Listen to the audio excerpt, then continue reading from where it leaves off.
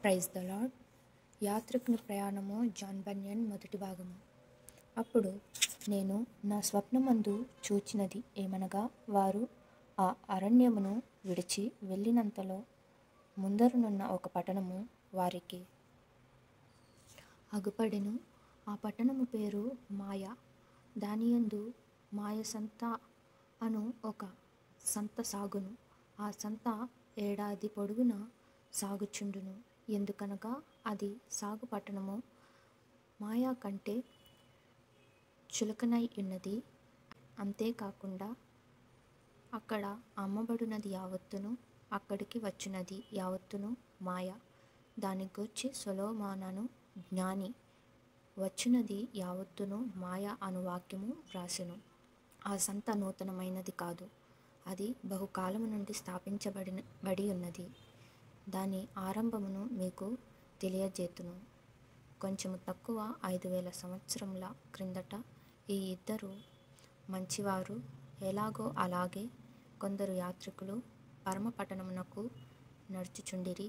అప్పుడు బయల్జెబూలు, అపొల్యోను, లెగియోను అను విరోధులను వారితో కూడా ఉన్నవారును యాత్రికులు నడుచు త్రోవను కనిపెట్టి, వారు ఆ పట్టణమునకు వెళ్ళవలసిన మార్గము మాయ అను ఈ పట్టణంలో నుండి యున్నదని తెలుసు.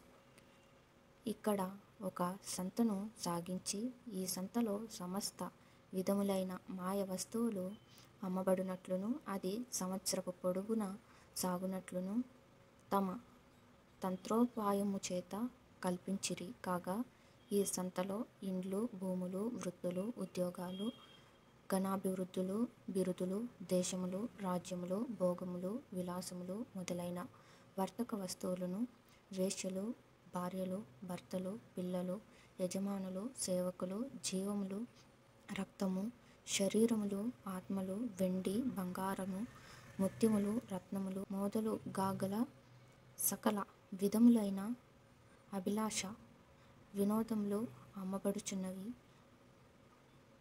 అంతేకాదు ఈ సంతలో గారడీలు, మోసములు, జూదములు, పందెములు, ఆటలు, అవివేకులు, కోతలు, మోసగాండ్లు, సకల విధమైన దొంగలు, చోరులు ఎల్లప్పుడూ గానవత్తురు. ప్రసంగి 1వ అధ్యాయము 2వ వచనము. అధ్యాయములు చదువుము. మార్కు 5వ అధ్యాయము 1వ వచనం నుంచి 9వ వచనము. Thank you.